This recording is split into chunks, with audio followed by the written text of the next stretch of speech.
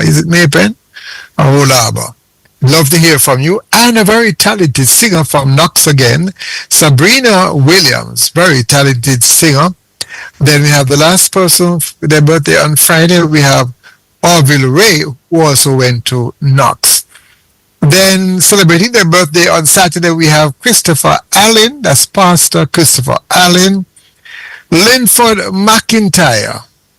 Yes. Yeah, Linford McIntyre. I haven't heard from them in a very, very long time. I'd love to hear from them too. I've lost the contacts of those persons. Lorna Mackenzie. Yes, Lorna. Hope all your sisters and brothers will make sure that you enjoy your day today. Then on Saturday, Marlon Roper. Yes. And Aaliyah Williams. Dr. Aaliyah Williams at the National Chest Hospital. Her mother is my good friend Maxine Wilson. They are the Palisados Cooperative Credit Union. So Dr. Aaliyah Williams, what a thing. And let me see now. On Sunday we have Sandra Dryden. And on Sunday also we have Nadine Henriquez. Wedding anniversary, Derek Smith and Carleen Smith. That's former member of parliament, yes. Can you imagine over 50 odd years they have been married? Unbelievable. They're old-fashioned, man. My God. Very sad note, Lance Henry has passed on. Yes, he is the uncle for Miss Jamaica Universe. Then we have our country's independence, Finland, and Ireland celebrates their independence on Saturday. Friday, that's today, is International Volunteer Day for Economic and Social Development. Sunday is International Civil Aviation Day. And yeah, that's it. I've got through all this. And a very sad note I have to mention is that I think I made an error here. I have something in my system which should be off. That's Pastor Christopher Allen. He actually died last year, so I have to remove that from my list. Okay, and also judge and lady who has made history in a Cullimore Woodstock, Jamaica's first female resident magistrate, has also passed on. All right, let me see what I'm sure I have left out anybody. Well, just want to remind you that this hour was brought to you by Spectrum Insurance Brokers, setting the industry's standard. And of course, I want to leave you with the thought for the day. Yes, the truth might hurt you, but a lie can destroy you. Thank you very much, Pastor Boy, and all my listeners, friends, sponsors. Thank you very much. Have a wonderful day. Bernard Darby saying to you, I love you all. Walk good, my friends.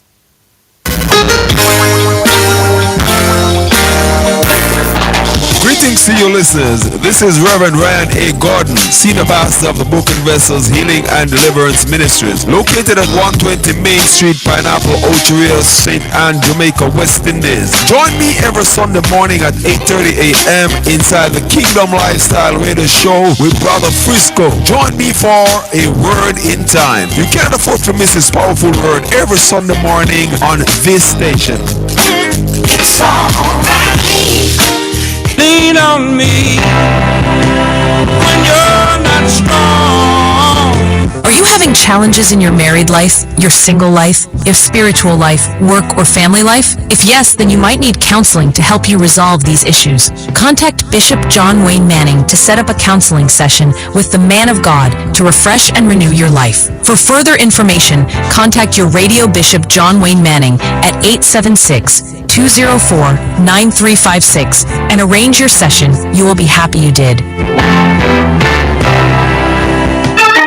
It's the Omega Radio Vehicle Donation Program. Donate a car, truck. BMUL Auto Limited, your auto parts store of choice. Your satisfaction is our priority. We sell everything auto except the gas. Visit our stores, 114C Hagley Park Road, Kingston, 24 Caledonia Road, Bandeville, 16 Main Street, Santa Cruz, St. Elizabeth. Contact us at 876-618-2781. The time by BMUL Auto is 1 p.m. Can't even walk, no, without you holding my hand. Praise the Lord. Greetings and salutations to all of our wonderful, wonderful friends all over Jamaica. Listen, this is Dr. John Wayne Manning from Omega Church and Omega Radio.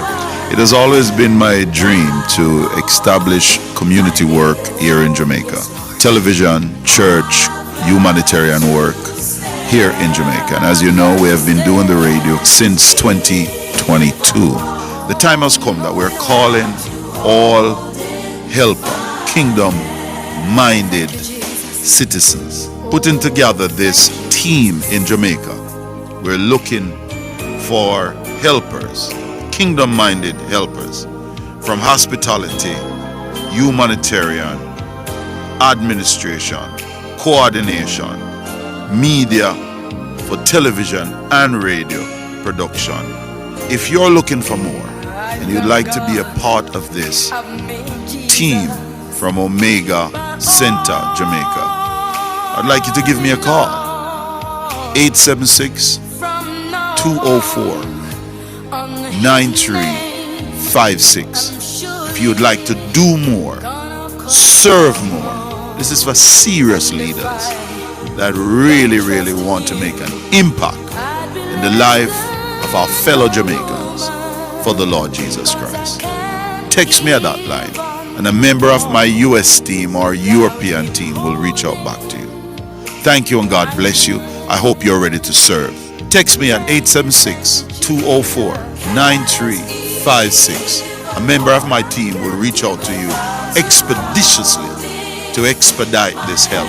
Omega Center Jamaica, local team invitation. Be a part of it. Let's change Jamaica and make Jamaica great again. Down on my knees, I've learned to stand. This is Omega Sports, a church-owned and operated radio station. We promise to keep sports going, and we intend to honor that. We believe in freedom of speech, but all things must be done with honor and respect. We understand that there will be contending sporting views daily. We, however, insist that discussions be conducted along the lines of good broadcasting ethics and the rules of the Broadcasting Commission.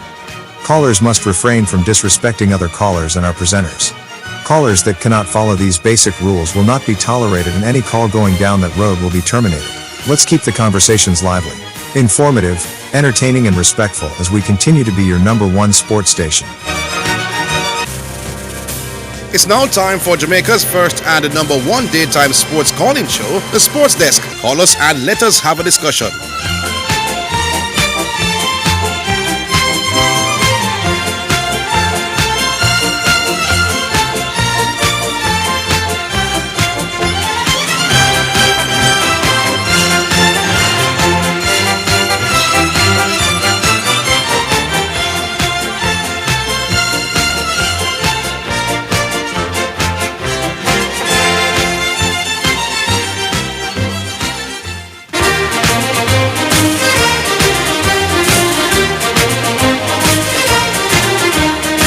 All right, greetings and salutations, and welcome once again to the Sports Desk.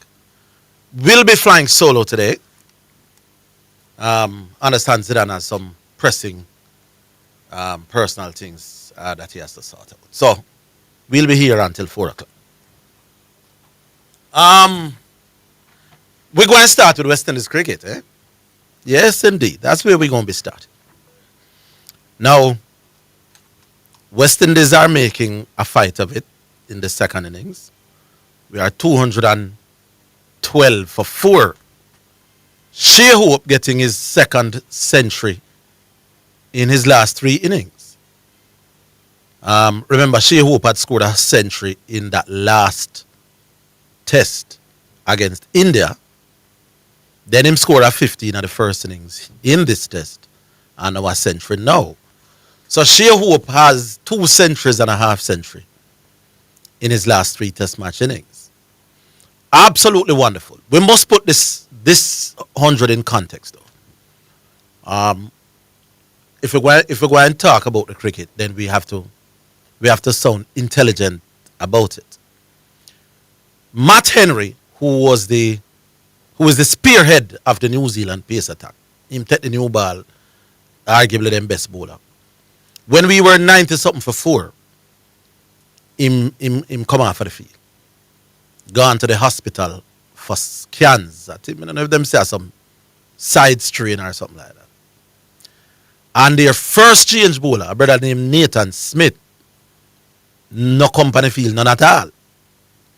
So the truth is that New Zealand in that final session when they bowl against we didn't have 2 of their frontline bowlers.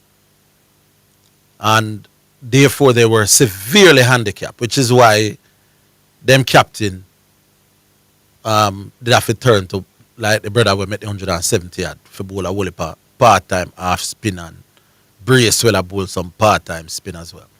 So the truth is that both Shea Hope and Graves was batting some little lollipops for much of that final session.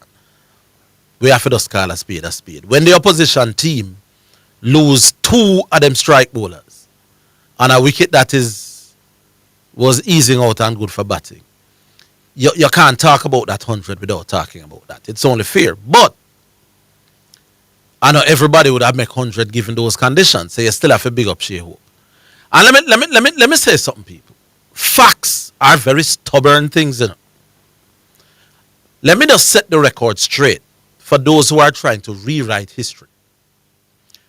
Orville Higgins, the absolute goat of sports talk radio in Jamaica, has never had any discussion with anybody about Shea Hope being the best all-format batsman in the Caribbean.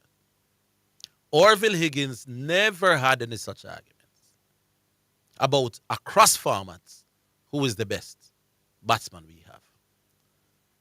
Anybody who is suggesting that I had any such discussion with anyone is telling nothing but blatant lies. Here was the argument that Orville Higgins had with people regarding Shea Hope. Shea Hope cannot make the test team. And I was making that argument at a time when there were 4 batsmen who are no longer playing had superior averages to Shea Hope. There was Nkrumah Bonner. I think he ended with a 38 average. There was Jermaine Blackwood with a 30-something average as well. There was Kyle Mayers, remember him, with a 30-something average as well. And Jason Holder. I think Jason Holder ended at about 29-30. So Jason Holder was averaging far more than Shea Hope with the bat as well. And we know what he brings to the table with his bowling. Now, all these 4 people were from number 3 to number 6. You know. Mayers, Blackwood, Bonner, Holder. The only argument I had with unintelligent people was that Shea Hope cannot make the team at that time because you can't call for a 25 average man to come replace people who were averaging higher. That was my argument. Never about who is better all format. That is a figment of some people and them fool imagination. But it was the same Orville when Bonner and Blackwood and Mayers and Holder were no longer in the team, who argued when Sammy get the test team that I would now send for Shea Hope. We have short memories in our people when I try to discredit the goat boy. I said Shea Hope, because he's no longer competing for a place in the middle with them 4 men who are all better than him in terms of them output. I argued now that, boy, you might as well get Shea Hope in. In fact, I argued that you might as well throw him the captain. So to suggest that I wasn't wanting Shea Hope in the current side is lies people telling people. And to suggest that I was suggesting that Shea Hope was not the best all-format player in the Caribbean is more lies. Shea Hope averaged 50 in ODI cricket, 20 in Test cricket, and let us say 20 in one-day cricket. That's combined 100, if you understand what I say. 50 at ODI, 25 Test, and let's say 25 T20. That would give him overall 100. I don't think there's any other batsman who would have 100 as a number across 3 formats. I'm not a fool, unlike some people. My argument was never that. My argument was him cannot make the team. Now, when the facts change, intelligent people change. Bonner, Blackwood, Mayers, Holder, for one reason or other, is no longer part of the squad. This same Orville is now saying, no man, Shea Hope have to come back now. That's intellectual discussions, not lies and innuendos and false accusations. Seen? Good, good. And another thing, if we can compare Shea Hope's average to Brian Lara and say, boy, I see there in my average 50, Lara average 40, and can make a case for Shea Hope, why are we not making a case for Bradman, who averaged 40 had more runs than Brian Lara in a test cricket? Why? Why can we make an argument that Shea Hope's numbers are significantly better than Lara's as an ODI player? So we can make the argument that Shea Hope is a better ODI player. If you can make an argument when a man is 10 points ahead of a man, why would you not make a more compelling argument when a man is 40 odd points ahead of a man, as Bradman is to Lara? We argue conveniently and not very bright. And I keep saying that. And others are noticing as well. If Shea Hope can be compared to Lara as an ODI player, purely based on numbers, as Zidane pointed out to Bramblesha 2 yesterday, then if his numbers mean that he's better, then why are we arguing Lara's numbers vis-a-vis Bradman when one is 52 and one is 99? The gap between Bradman and Lara in Test cricket is about 4 times the gap between Shea Hope and Brian Lara in a one-day cricket. So if we can conceivably make a case that Shea Hope is a better ODI player than Brian, then how do we argue against Bradman over Brian? In Test cricket, we argue conveniently, not very bright, all in an attempt to take down a man.